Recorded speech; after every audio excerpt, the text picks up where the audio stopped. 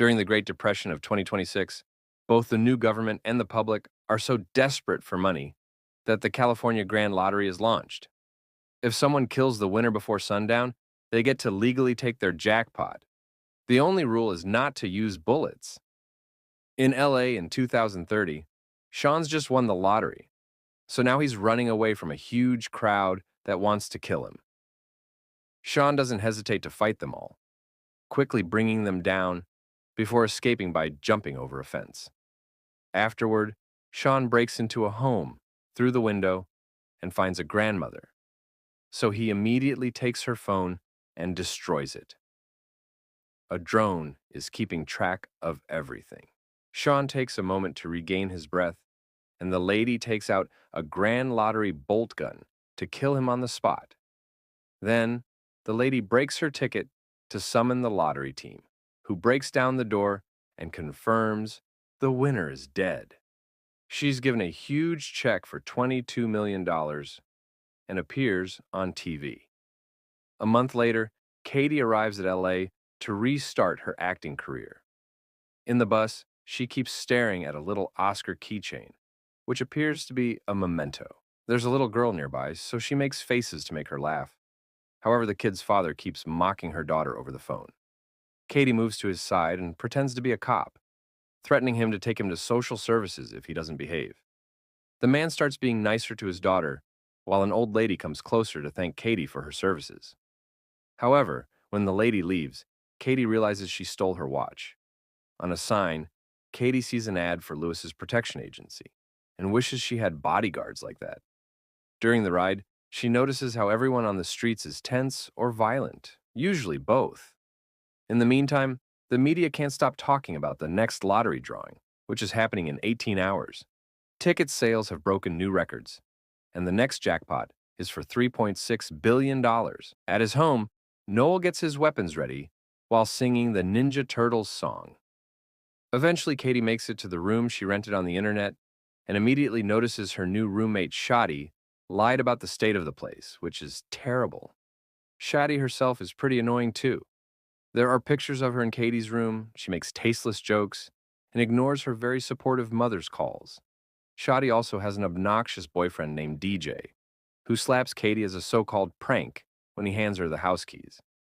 The next day, Noel's ad appears on TV, offering his bodyguard services to whoever wins the lottery. When Katie wakes up, she's horrified to discover the upstairs bathroom has been leaking through the roof and has ruined her clothes. She calls Shadi to complain since she has an audition in a few hours. But Shadi's only way of helping is renting her clothes. Katie has no choice but to start expending her savings on an awful outfit, taking a cab because she's late. The driver keeps making inappropriate comments and chats about celebrity gossip, mentioning that the famous rapper Machine Gun Kelly has his own bunker. When Katie makes it to the place, an employee charges her $400 to participate. Her audition finally begins, and she explains she was in many TV ads as a kid, but she had to pause her career to take care of her sick mom. After her mother died, Katie decided to try acting again. She reaches into her pockets for her monologue notes and finds Shadi's lottery ticket, which activates when Katie accidentally puts her thumbprint on it. It takes her picture and officially registers her a player. Katie quickly puts it away and tries to act. However, she's immediately disliked and kicked out. In the corridor, the other actresses try to be supportive. Suddenly, all their lottery tickets activate, announcing that Katie has won and even showing her face. The actresses immediately change their attitude and attack Katie with any object they can reach, although some of them have knives ready. Even the workers join the fight. Katie defends herself thanks to her stage fighting classes and dodges a flying shoe before taking the stairs, not understanding what's going on. On the next floor, Katie manages to hide in a room while the actresses run off. However, she's entered a self-defense class, and these people are ready to kill her too. They keep calling her my jackpot as they attack, and Katie runs around dodging their moves or causing them to hit each other. She tries asking what's happening, but they ignore anything she has to say. While some of the people are fighting each other, Katie is punched and grabbed by her ankles. The guy whirls her around and throws her through a wall, making her land in a yoga class with more people ready to kill. The self-defense guys cross over too, and chaos takes over, where blood is starting to get spilled. When a man grabs Katie by the neck, Noel suddenly bursts through the ceiling and saves her by throwing the guy at the wall. Then Noel announces Katie gets 5 free saves, but afterward, his protection costs 10% of the prize. As he counts all the people he keeps bringing down and reaches the end of the freebies, Katie has no choice but to sign his contract. Now he starts fighting people for real, even using Katie as a weapon to kick them off. He also ties her to his back to keep her safe and uses a belt as a whip to attack from afar. Once all the opponents are down, Katie frees herself and takes Noel's paralysis dart gun. After easily taking it back, Noel makes sure to put the unconscious bodies in the right position so they won't choke on their tongues. He explains that the lottery drone, which is already outside, posts the winner's location every 14 minutes, so they must get going. As they run out of the building, Noel points out that the rules don't allow the other players to kill each other. The people at the food truck throw a knife at her, and Noel helps her dodge it before they get in his car to escape. As the duo drives through town, people nearby receive an alert of her location and prepare to join the fight. The ice cream truck abandons the kids, and even the lady from the bus already has a grand lottery bolt gun. Back to Noel, he finishes explaining Katie how the lottery works, and is surprised she didn't know. Katie points out she and her mom would only watch movies and baking shows, but never the news because they were depressing. Soon, the car is being chased by people on bikes and ATVs, so Noel brings out helmets for both of them before speeding up. A Molotov bomb is thrown on top of the car, and the roof catches on fire. But Noel keeps on driving and enters an old warehouse as the wind puts the flames off.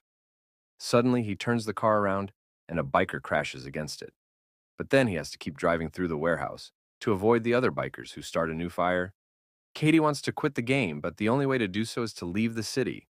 Noel shoots a guy with his dart to bring him down, then he drives in circles as more enemies throw various objects at them.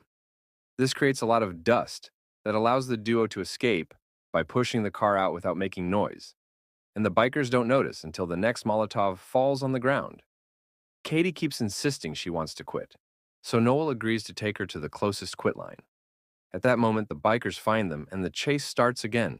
An enemy jumps into the car through the back window and Katie steals her knife while Noel gets his darts out. However, the woman bites his arm.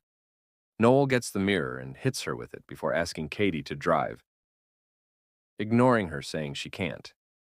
Then Noel moves onto the back seat to continue the fight, putting an extra helmet on his opponent before kicking her out of the car. The bikers throw another Molotov at them and Noel forces Katie to drive through a wall to escape. They stop a car and a biker crashes while trying to dodge it, while Katie knocks out the other one with her helmet. The duo tries to leave, however, the car barely moves before it breaks down because of all the damage. Katie comes out and tries running away. However, Noel stops her. He explains he gets no money if she quits, but still wants to help her because they must treat people the way they want to be treated. Suddenly, Katie throws sand at his face and manages to punch him, so Noel has to crack his nose back into place. At that moment, a police car appears, and Katie goes to the cops for help. However, the officers want to kill her too. Noel catches their taser just in time and starts fighting them while Katie runs away. On the street, Katie hides her face behind a map while the crowd notices the drone nearby and starts searching for her. She goes into the wax museum and is surprised to hear the guard is anti-lottery, so he lets her hide among the statues. Then, Katie calls Shadi and requests to borrow her car. Shadi keeps asking Katie where she is, causing Katie to realize Shadi is playing too. At that moment, a statue welcomes Katie to the museum, giving away her location. Afterward, Shadi and DJ try to enter the museum, but the guard reminds them they're banned because they did the dirty with a statue. Shadi punches him to knock him out, and the couple rushes inside. Katie hears them and hides behind a statue. However, when she tries to sneak out, she's seen DJ immediately pushes her on top of a desk, and Katie throws a bottle at Shadi's head before tossing sand at DJ's face to get him off her. Then, the couple teams up to fight Katie, who defends herself with a statue's staff. When there's an opening, she tries to run and Shadi kicks her back, causing her to lose the staff. In the next room, Shadi and DJ start beating Katie up with the halves of the staff. Katie retaliates by throwing statues at them, thinking it's Cher when it's actually the Kardashians. The fight continues in the horror room, where they grab any prop available to attack. After lots of struggle with movie costumes and weapons, Katie runs out as Shotty throws an axe at her. The weapon does hit, but it's fake, so it does nothing. Katie presses a button to bring down the shutter, only to remember what Noel taught her. She fixes the guard's body so he won't choke. Then she rolls out of the museum right before the shutter closes, leaving Shaddy and DJ trapped inside. A tour bus guide immediately sees her and announces her location on the microphone. Before attackers can reach her, Noel appears in a police car and takes her away. Katie still doesn't trust him because helping her quit means not getting paid, so she thinks he'll kill her in private. As the tour bus keeps hitting the back of the car, Noel wishes they had Bunker, and Katie remembers the taxi driver. Soon, the duo shows up at Machine Gun Kelly's house, who thinks Katie wants something dirty when she asks for help. At that moment, the bus appears, so Katie gets Noel's dart gun and forces him to open his panic room. Katie and Noel rush inside and put Kelly to sleep with a dart before trying to close the door. A crowd gathers in the living room, and an arm tries keeping the door open. So Noel gets ready to shoot it. Thinking he wants to shoot her, Katie takes the gun and shoots a dart at the arm, forcing it to retreat and finally closing the door for good. The room is fully equipped, and the duo can watch the crowd on the security camera. A wary Katie keeps the gun aimed at Noel, so he sits by her side and shares sweet facts about himself to prove he's a good guy. Suddenly, the keychain falls from Katie's pocket, and when he says it looks cool, Katie opens up. She chose to become an actress for her mom, who loved movies and celebrities. Her mother knew Hollywood could be hell, and gifted Katie the keychain to remind her she would be proud of her no matter what. When she was younger, she made good money as a child actor, but her dad ran away with all of it. Noel is very understanding and comforting, so Katie gives him back the gun. She wants to know why Noel would help her quit, so he explains his priorities. One is saving people's lives, and two is making enough money to keep on saving people's lives. Outside, the crowd continues to hit the door to no avail. Scotty slaps Kelly to wake him up, but nothing happens. So instead, he drags him into the pool and threatens him into sharing the door password, which is the meme 6969. All this is seen by Katie and Noel, who gets angry because he has no choice but to make a call and ask for a favor. He orders something called a phone strike and rushes to put Katie's phone inside a safe. Then the duo holds the door as Shadi uses the password. However, the crowd freezes when they hear all their phones ringing with an amber alert. However, this is a trap, and their phones start exploding, burning a variety of body parts. As everyone deals with their burns, Katie and Noel come out to escape, although Noel stops to put off the flames on someone's groin. Outside, a bunch of guards are waiting with damage-proof cars and rubber bullet guns. They only want to take Katie, but she forces them to bring Noel as well. During the ride, Katie asks if Noel works with these people. He explains he used to, but nowadays he's a freelancer. Moments later, they make it to headquarters, and Katie meets Lewis, learning this is his security company. She isn't impressed by him because he keeps mocking Noel and asks to be taken out of the city. However, Lewis gifts her a new phone and points out she's in the safest building in the country. He also shows off the grenades in his pocket. With only 4 game hours left, Lewis gives them a tour and shows them the wall with all the winners they saved, although the names are anonymous and they've lacking clients for a while. Lewis explains they charge 30%, and Katie signs the contract after getting a part of that money for Noel. Afterward, they see on the security cameras that a crowd is gathering outside. So Lewis decides it'll be safer to move Katie to a hidden underground fortress by using decoy vehicles. First, the duo gets medical care for their wounds, and Noel shares more about himself. He used to be a mercenary in the private sector with Lewis, and their unit got sent all around the world to kill horrible people. One day, Noel discovered his victims weren't always bad guys, and he quit in the middle of a job. This caused the mission to fail, and only he and Lewis survived. Nowadays, the money he makes goes to the families of his victims and teammates. In return, Katie shares that her dad used to be her manager and made her work all day long since she was 8. When she turned 18, she told him she wanted to manage her own money, so he disappeared with it. Katie had to take care of her sick mother who died a month ago and left her with only $600 and a bus ticket to LA. At that moment, an employee brings a prosthetics machine. Katie puts her face inside, and the machine applies a mask that makes her look like an old man. However, Noel's worried because moving Katie out doesn't make sense, and this facility is too expensive to be maintained with only 30% of the old prizes, especially if they didn't have any clients lately. After Katie changes clothes to finish the disguise, Noel finally realizes Lewis is only pretending to protect the winners to kill them in secret. Lewis takes them to a car, and Katie keeps requesting for Noel to come along, which Lewis turns down. Getting desperate, Katie kicks Lewis in the groin, and Noel uses the distraction to open the garage door. Then he shoots all the guards with his darts as the crowd rushes in, but they don't recognize Katie and ignore her. Noel drags her out and gives her the key card he stole from a guard, telling her to run while he buys some time. More guards appear and hold Noel down while Lewis kicks him for information. Suddenly, all the AI-driven decoy cars take off with Katie hiding in one of them, so Lewis sends his people to follow them. Downtown, Katie gets her mask off and takes control of the car, so the change of route alerts Lewis's system. Meanwhile, social media is going wild because the drone has lost Katie, so if she doesn't make any mistakes, she'll be safe from pursuers until the end. This causes her to gain fans that see her as a hero. Moments later, Katie is about to leave town, but gets a call from Noel, who tells her to turn around or he'll kill Noel. In fact, he keeps stabbing him, yet Noel tells Katie to save herself. After some hesitation, Katie turns the car around and agrees to meet. Meanwhile, Lewis takes Noel to an old theater and reveals that during their mercenary days, he always knew they were killing civilians. He never cared because it was easy money. Lewis admits he doesn't like to share, and that's why he killed their team, while making it look like it was Noel's fault. With only 15 minutes left, Katie gets a bolt gun from the glove compartment and rushes inside the theater, finding Lewis and Noel on the stage. She threatens to self-delete so nobody gets the money, and Lewis doesn't believe her. So Katie points out he'll kill her anyway. She also shows him she's recording this for social media. That way he can't clean the fingerprints off the gun and say he did it.